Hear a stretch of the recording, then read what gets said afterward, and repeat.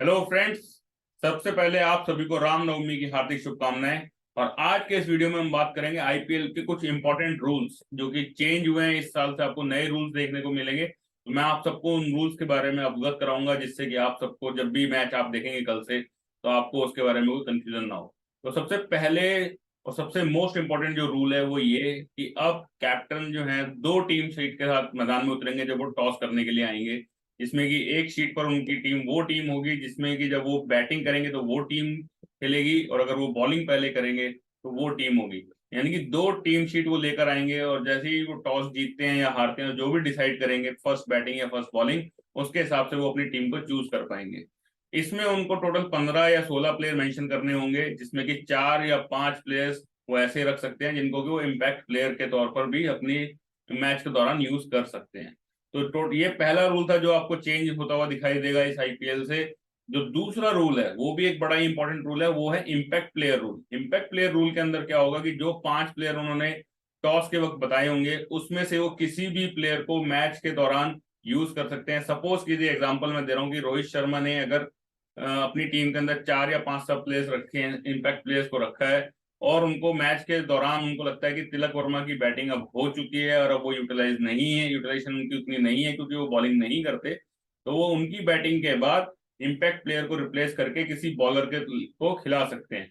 जैसे कि सपोज किए तिलक वर्मा को उन्होंने बाहर किया और इम्पैक्ट प्लेयर के तौर पर उन्होंने किसी अपने स्पिनर को, जैसे कि कुमार कार्तिकेय या ऋतिक शौकीन को उन्होंने इम्पैक्ट प्लेयर बनाया, तो उसको लेकर आ सकते हैं और बॉलिंग करते वक्त वो उनका यूटिलाइजेशन कर सकते हैं। लेकिन इसके अंदर एक क्लॉज ये है कि आप कोई भी ओवरसीज प्लेयर को आप उसके अंदर अपना इम्पैक्ट प्लेयर नहीं बना सकते। वो केवल एक ही कंडीशन में आप किसी भी ओवरसीज प्लेयर को बना सकते हैं कि अगर आप केवल 3 ओवरसीज प्लेयर साथ खेल रहे हैं, तभी आप एक इम्पैक्ट प्लेयर में एक फॉरेन प्लेयर को रख सकते हैं, अदरवाइज आप नहीं रख सकते। आप मैक्सिमम 4 ही फॉरेन प्लेयर यूज कर सकते हैं, इसलिए इम्पैक्ट प्लेयर में आप फॉरेन प्लेयर का यूज नहीं करेंगे। तो ये दो इंपॉर्टेंट रूल हुए। तीसरा जो एक नया रूल आया है वो ये कि कोई भी प्लेयर जो फील्डिंग कर रहा है, इंक्लूडिंग विकेट कीपर, वो साइडवेज मूवमेंट नहीं कर सकता है जैसे ही बैट्समैन अपना गार्ड ले लेगा। बैट्समैन का गार्ड लेने का मतलब है कि जैसे ही बॉलर रन अप स्टार्ट करता है, तो जो फील्डर्स हैं वो केवल फ्रंट की तरफ मूवमेंट अपनी कर सकते हैं, ना ही वो साइडवेज लेफ्ट और राइट मूव कर पाएंगे, ना ही विकेट कीपर। जैसे कि अगर आपने देखा होगा कि कोई प्लेयर अगर स्वीप खेलता है या रिवर्स स्वीप खेलता है, तो कई बार कीपर ऑफ स्टंप से लेकर लेफ्ट स्टंप तक मूव कर जाते हैं, और कई बार उससे वो आउट भी कर देते हैं बैट्समैन को।